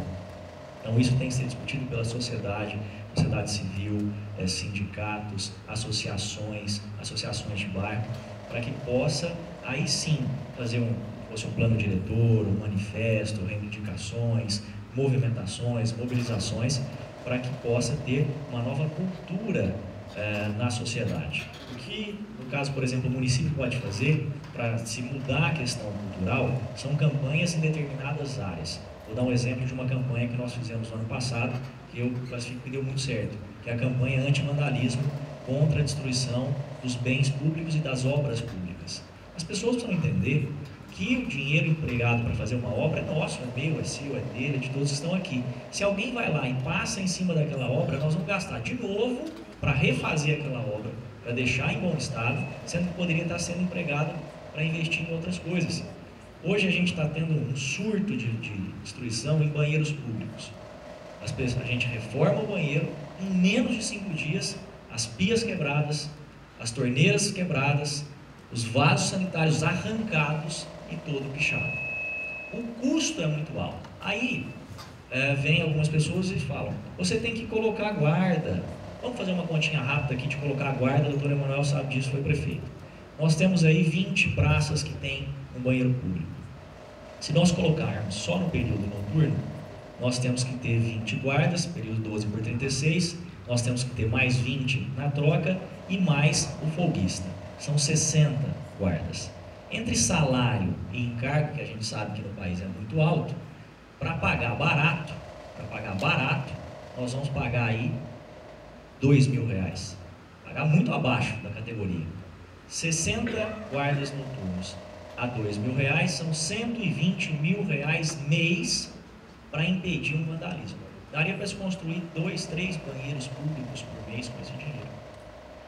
Então, o que falta na população é conscientização. Então, nós precisamos desenvolver campanhas nesse sentido, e isso sim é uma campanha do poder público. Campanha de conscientização do trânsito. Nós vamos fazer agora uma campanha com as escolas na questão do trânsito, na questão de não jogar lixo. Até nas sextas-feiras eu vou à TV Barretos e as pessoas me ligam, e às vezes eu estou até meio duro com algumas respostas. Uma pessoa uma vez me ligou e falou assim, por que a prefeitura, já que eu cansei de pedir para a prefeitura limpar do lado da unidade de apoio do Ecoponto, que foi criado na gestão passada e nós revitalizamos. Eu peguei e respondi, olha, primeiro foi um mal educado que jogou o lixo lá, o lixo não tem perna, ele não chegou andando até lá. Se a unidade de apoio está ali, é para você jogar na unidade de apoio, pequenas quantidades, resíduos de construção civil, quando você poda uma árvore, algum sofá que você tem, algum objeto da sua casa, você coloca, está ali. A prefeitura paga aquele local, a prefeitura mantém aquele local, para que você joga do lado? Só que as pessoas às vezes, por preguiça, falta de educação, má intenção, joga do lado e acaba sujando a cidade, proliferando animais peçonhentos, deixando a cidade mais suja, e não é isso que a gente quer. Então, essas campanhas, a prefeitura e o município tem que fazer. Agora, uma campanha política, aí tem que ser a sociedade civil e as associações para discutir. Posso?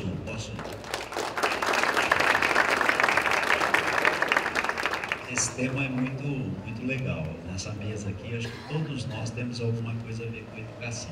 Todos nós. O tal, André, tem escola, tudo. Então, todos nós aqui estamos ligados. Essa palavra educação, ela, de muito tempo, ela precisa sair, né, daquela coisa fria que está escrito lá, que é educação, para ser uma prática. E é bom que vocês saibam aqui no Instituto, isso é legal, que Barretos, de muito tempo para cá, não é privilégio também, foi do meu governo, já tinha começado no governo anterior e foi dado uma sequência, de nós transformarmos a educação realmente numa bandeira da cidade.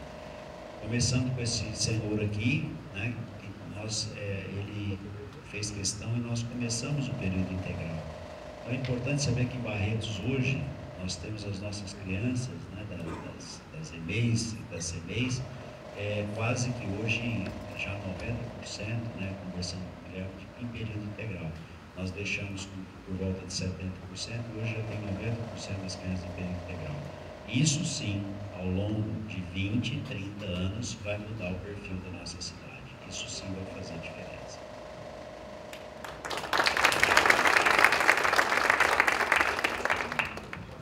Essa pergunta agora vai para a André Rezec. Qual seria a melhor opção de conscientizar a população em quem votar? Se é atualmente...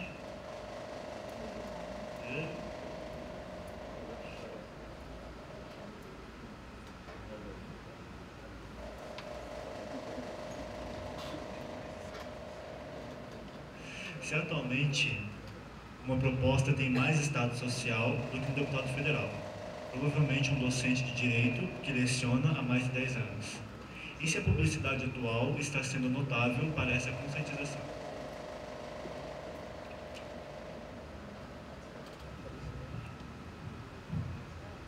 Bom, eu acho que a gente volta mais ou menos no que estava conversando há um pouco atrás, Manuel, Guilherme. Eu acho que é uma questão, sim, de melhorar as escolas, de melhorar o nível de educação. E, principalmente, as pessoas que têm consciência, propagar isso. O Du estava falando que, quando vai para os Estados Unidos, as pessoas não bebem e entram no carro. As pessoas não jogam lixo no chão. Os brasileiros que estão lá não fazem isso. E chega aqui, faz novamente. Muitas vezes porque, todo mundo faz. Muitas vezes a gente acaba vendo e entrando no fluxo, segue o fluxo aqui no Brasil. O Guilherme estava falando de tem a unidade para descartar e joga do lado.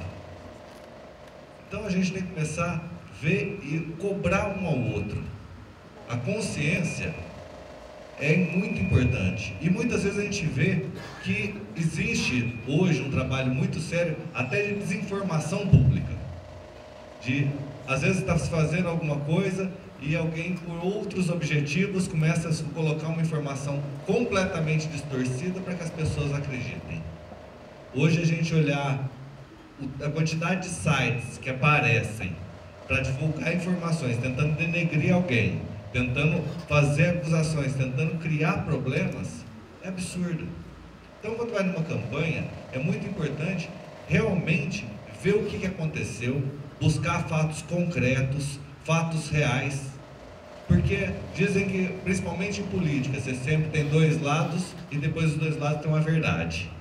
Então, tentar buscar e aproximar mais dessa verdade. Até porque, muitas vezes, o eleitor brasileiro, ele prefere a mentira que agrada do que a verdade que está sendo dita. Hoje nós vemos um momento muito sério na política brasileira e a presidente está colocando agora uma série de problemas financeiros, pega o ministro da Fazenda, que tem que fazer cortes, e todo mundo concorda com corte, desde que seja com o vizinho. Se for falar que vai cortar no meu, aqui não, aí eu sou contra. Então a gente tem que conscientizar que o país é um todo, que não adianta ser bom para mim, só para mim, porque o que vai ser bom para mim vai acabar daqui a pouco. Ou o país vai crescer como um todo, ou todos nós vamos crescer, ou isso vai acabar uma hora. Uma hora você ganha, uma hora você perde, mas na média você está evoluindo. E é isso que a gente tem que buscar. Políticos, existem políticos que estão entrando novos, tem que ser sua chance, tem que entrar.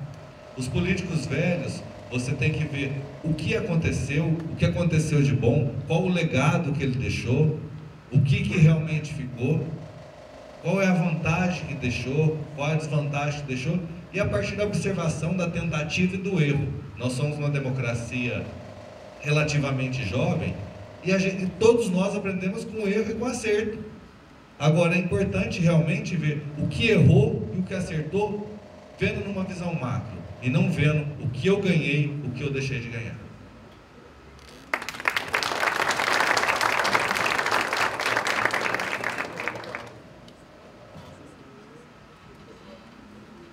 Pessoal, eu queria dizer agora que as inscrições das perguntas estão encerradas e nós vamos apenas responder as perguntas que estão aqui, certo? E por último, eu tenho um recado para vocês importante. Eu gostaria que todos ficassem, não? Eu acredito que não vai ser muito demorado, tá bom? Próxima pergunta agora é o prefeito Guilherme Ávila. Bom, referente ao financiamento de campanhas, em minha opinião, financiamentos particulares elevam o índice de favores políticos. Para um financiamento exclusivamente público, traz elevação dos gastos públicos e acaba afastando o político da população. Com estes fatos, acha que um financiamento somente feito por pessoas físicas, coligado ao partido, com o valor máximo estipulado de R$700, concorda que poderia ser a solução? Lembrando que essa contribuição de R$700, ela vai até, se não me engano, 40% do que pode ser fornecido pelo poder público. Bom, questão de R$700 ou qualquer outro valor por pessoa física, se você teoricamente vai dever favor para uma empresa, você vai dever favor para essa pessoa também, se a gente seguir essa linha de raciocínio. Então, não é questão se só colocar, se for correligionário partidário, mais ainda. Aí que eles vão cobrar mais a questão do político eleito e achar que tem mais direito sobre aquela eleição. Então, não é uma forma, acho que vai resolver o problema dessa questão de favores. Eu volto a dizer aqui que a grande questão é aquilo que você pode fazer na campanha. Se a gente reduzir aquilo que pode ser feito na campanha, nós vamos reduzir o custo. Primeiro, redução do tempo de campanha. Uma outra coisa que eu não falei, que eu sou totalmente favorável também, é juntar todas as eleições em apenas uma, municipal, estadual e federal. O país vai parar muito menos, nós vamos ter convênios e programas que não vão ter suspensão, porque está no ano eleitoral, que você não pode contratar, a própria doação de terreno. Vem um grande empresário aqui, se quiser montar uma empresa no ano eleitoral, ele não pode. Então nós temos isso a cada 2 anos. Então a questão, redução de tempo, já reduz o valor. Redução daquilo que pode ser feito na campanha. Quanto menos coisas de marketing puderem ser feitas na campanha, mais transparente vai ser a campanha, mais verdadeiro vai ser o candidato que vai falar com a pessoa, mais sério ele vai ter que ser com as suas propostas para poder convencer o eleitor, e menos distanciamento ele vai ter depois que vencer a eleição daquilo que ele falou na campanha.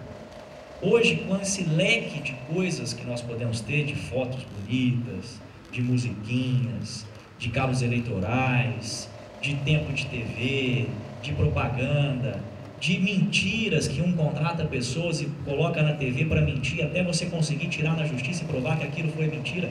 Eu estou processando um candidato que foi candidato a prefeito, ganhei já agora. Primeiro eu ganhei da mulher que ele contratou, a justiça deu ganho de causa. Do candidato ainda está processando.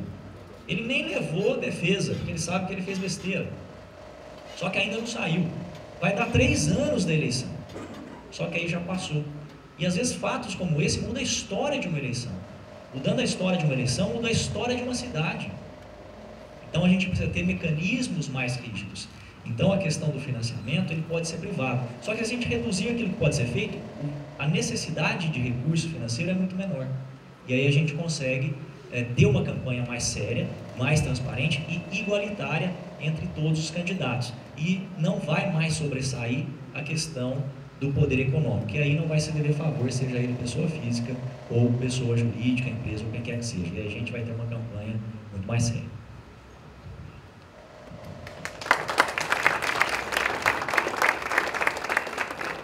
Eu acho que realmente o financiamento de campanha é um dos grandes problemas que é extremamente controvertido. Público ou privado? Eu acho que mais do que a gente discutir se ele é público ou privado, de ser um financiamento declarado. Todo mundo devia procurar no site do TSE, está lá a prestação de conta de campanhas eleitorais. Se for pegar da minha última campanha eleitoral, se você for ver, está lá o que gastou. De todos nós que já fomos candidatos aqui na mesa. Então, é importante também que o cidadão que tem uma consciência, ele comece a observar o que tem ali se condiz com a realidade. Porque de repente você começa a ver uma campanha milionária e olha na declaração uma campanha extremamente pobre. O que a gente sabe é que aquela ali foi uma campanha legal.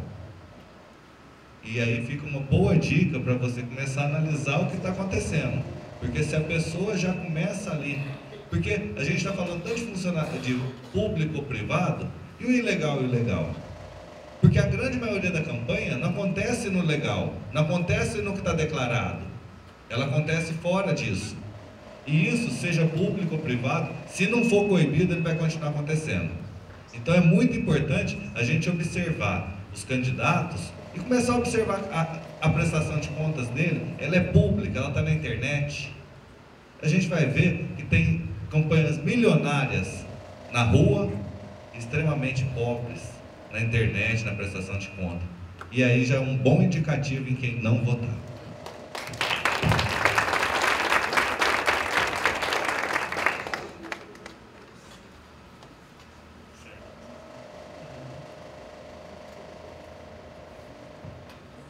Próxima pergunta é para o Diário Petrópolis. Como realizar uma reforma política se a mesma é contrária aos interesses dos próprios congressistas, que se unem e barram projetos que lhes prejudicam? A presidenta Dilma não estava certa em propor uma Assembleia Constituinte exclusiva que reformule o sistema por quem está no sistema?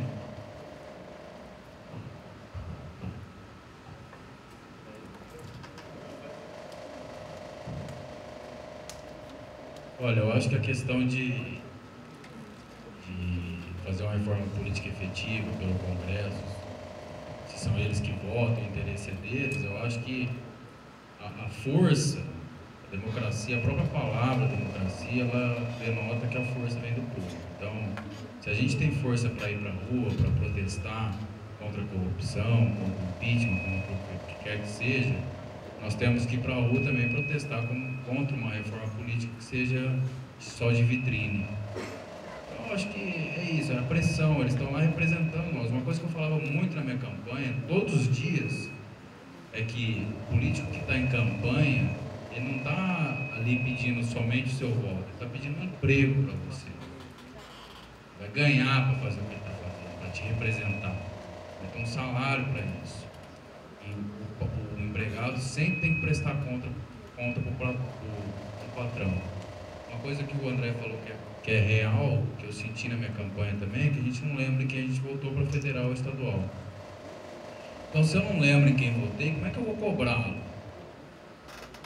Como é que eu vou chegar lá, mandar um e-mail, ou telefonar, ou encher o saco dele e falar qual que é o seu posicionamento na reforma política? Quais são os temas que você está abordando? Em qual proposta você vai votar?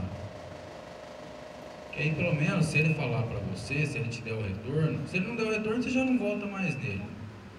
E se ele falar para você o posicionamento dele, você vai saber se você votou certo ou se você votou errado, de acordo com as suas convicções.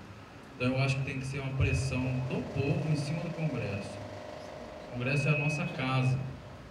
Tem que pressionar, não só pressionar contra a corrupção, contra o que a imprensa pauta. É isso que eu falo sempre, a imprensa ela tenta domar a gente aqui no Brasil para certos temas, mas tem muitos outros que a gente precisa discutir e para onde discutir.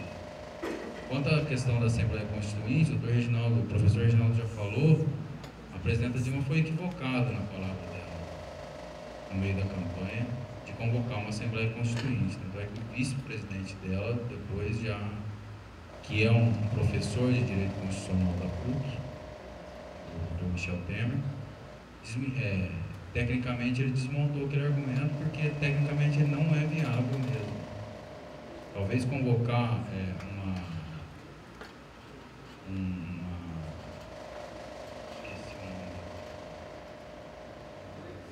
um plebiscito para discutir alguns pontos da reforma política, eu acho que seria válido, mas a Assembleia Constituinte não. Eu gostaria também de comentar um pouquinho o que o Eduardo colocou. Realmente, quando a gente pensa que uma Constituição é promulgada para vigorar para sempre,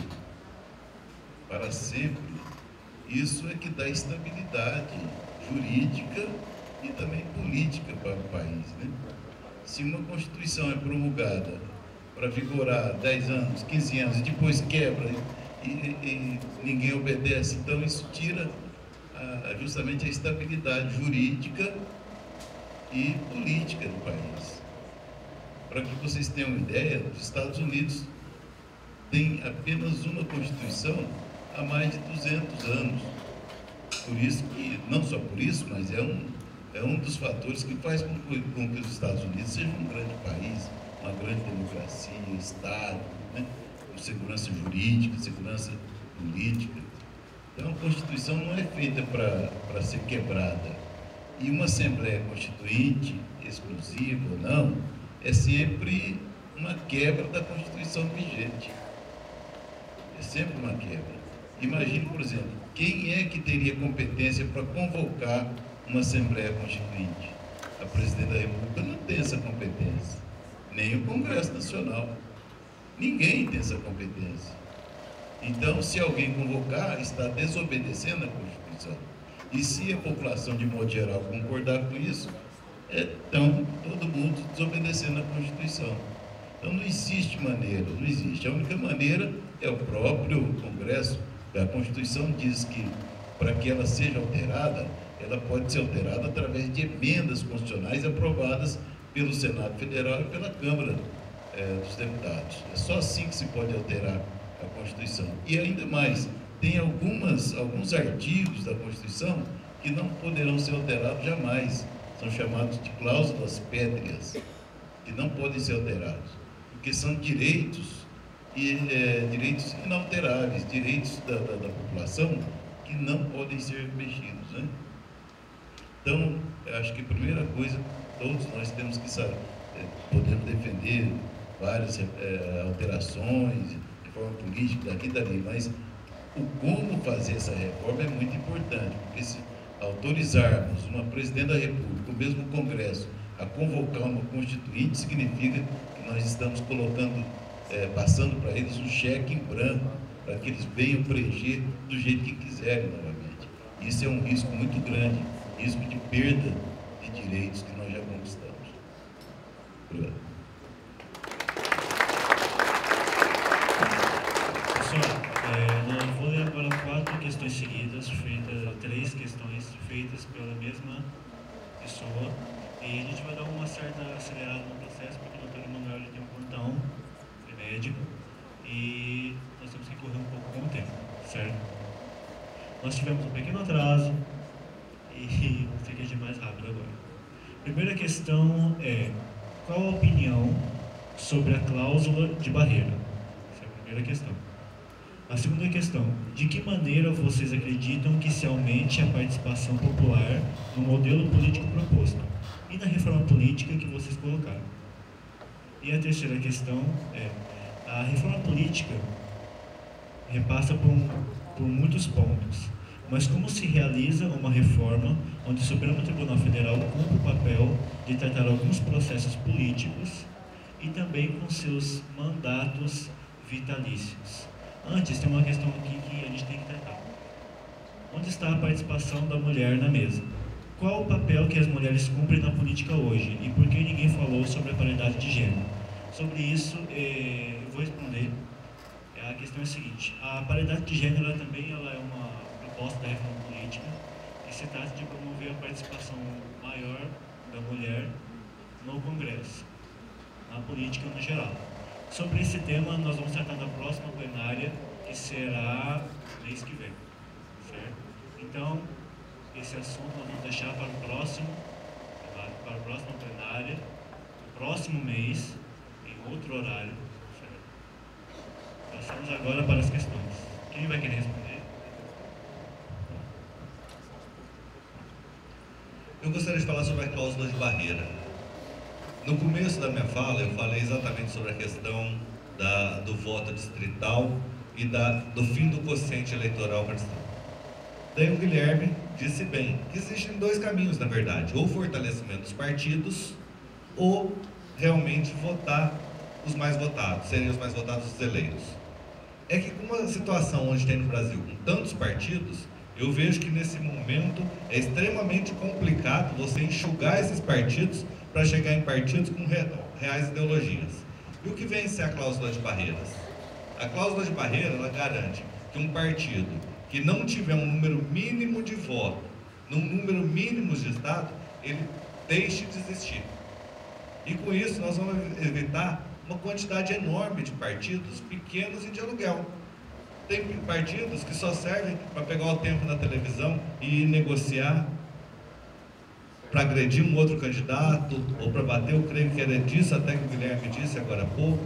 Você começa a usar pequenas agremiações só para atender interesses políticos dos mais mesquinhos e mais... Então, realmente a cláusula de barreira, ela garante que se você não tiver uma representatividade a nível nacional, o seu partido deixa de existir. Ela chegou a entrar em vigor há um tempo atrás, mas daí o Supremo tirou ela do pedaço. E o que aconteceu? O número de partidos proliferou. Ainda hoje a gente estava conversando ali que eu acho que todos os políticos de Barretos receberam um e-mail de uma pessoa pedindo para entrar num partido novo, partido da causa da reforma agrária e reforma urbana do Brasil, que eles estão de 19 mil assinaturas, quem quiser coletar eles estão colocando no partido. Será que é esse o interesse de entrar num partido? Num partido principalmente que tem o que ele quer, quem arranjar assinatura ele está entregando o partido, sem a menor ideologia. Um partido que vem um partido da reforma agrária e da reforma urbana, mas quem conseguir a assinatura leva o diretório dele. Então é meio complicado isso. Eu acho que de repente, se existe a ideologia, ela deve nascer, mas daqueles que têm a ideologia e que vão comprar a ideologia, que vão levar a ideologia do partido, não usar a ideologia como o nome da bandeira.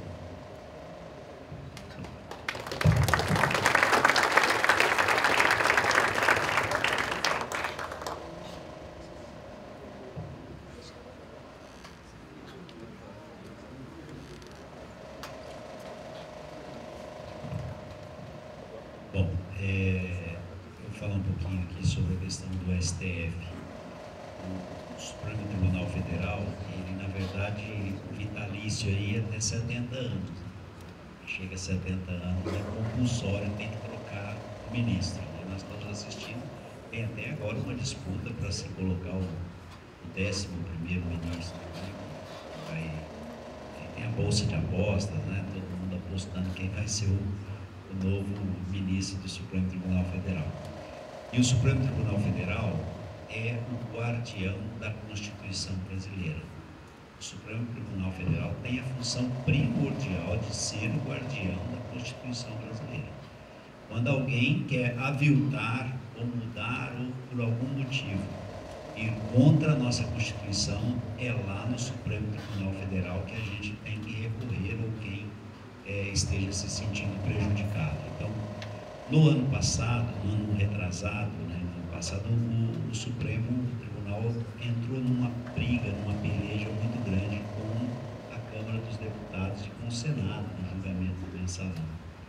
Algumas coisas eram omissas, né, em relação às posturas de alguns deputados ou de alguns políticos que foram envolvidos no mensalão, e o Supremo Tribunal Federal teve que tomar a dianteira e fazer o julgamento de acordo com o que eles queriam. O exemplo claro é quando o tribunal questionava lá e condenava o deputado, a Câmara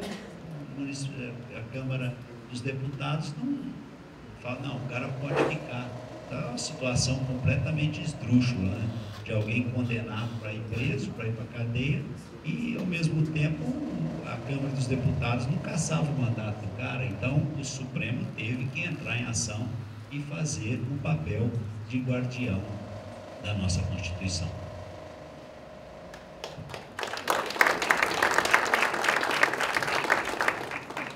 Eu acredito que todas as questões foram respondidas.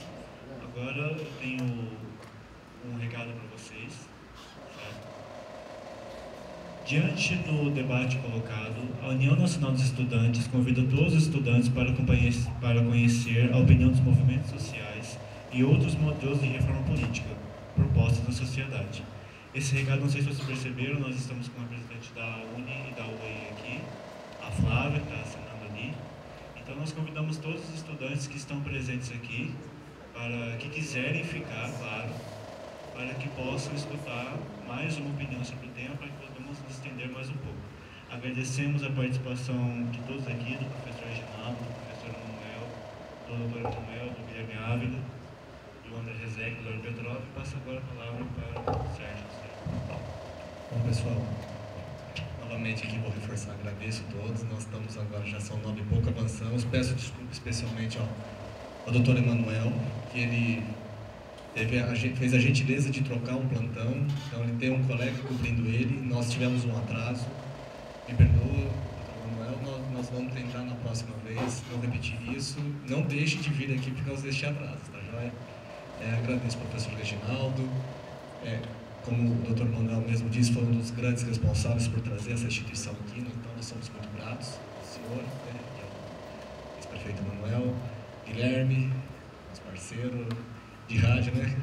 Agora, parceiro de rádio, todo sábado a gente está trocando algumas ideias e conversando na rádio. Muito obrigado. Eduardo Petrov, mais uma nova liderança política de Barretos. Sexta-feira à noite se dispôs a vir aqui, né? O André já é um velho conhecido, né? Terceiro mandato, não é isso, André? Muito obrigado por compartilhar seu conhecimento aqui com a gente. Eu quero fazer um agradecimento especial à turma de eventos, que eles estão, ao longo da semana, trabalhando para que esse evento aqui, que é hoje, o dia, acontecesse. Então, o pessoal do som lá em cima, o pessoal da TI que está cuidando da gravação. Esse evento todo aqui só conseguimos concretizar por causa deles, né? Então eu queria uma salva de palmas para eles.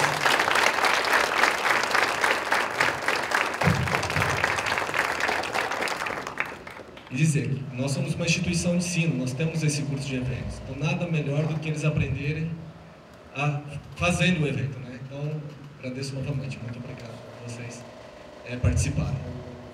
Agradeço a todos da plateia pela paciência também. Como nós dizemos aqui, discutir política não é algo bacana, mas é algo que tem que ser feito, né? A gente trata como não é algo bacana, porque é algo bacana. Perdão, deixa eu corrigir aqui. É algo legal, tem que ser promovido, e tem que ser promovido dentro de uma instituição de ensino. É aí que nós vamos fazer a reeducação política. Então, nós temos que promover esse debate. Então, parabenizo o diretório acadêmico por essa iniciativa. Estamos à disposição sempre a atendê-los quando for esse propósito, desde que seja uma discussão saudável, como aconteceu hoje aqui, né? Então, obrigado a todos, obrigado à presença do Kleber, do Silvio, da delegada Glaucia, da equipe dela, dos nossos servidores, alunos e demais convidados que vieram. Muito obrigado, boa noite e bom retorno à casa de vocês.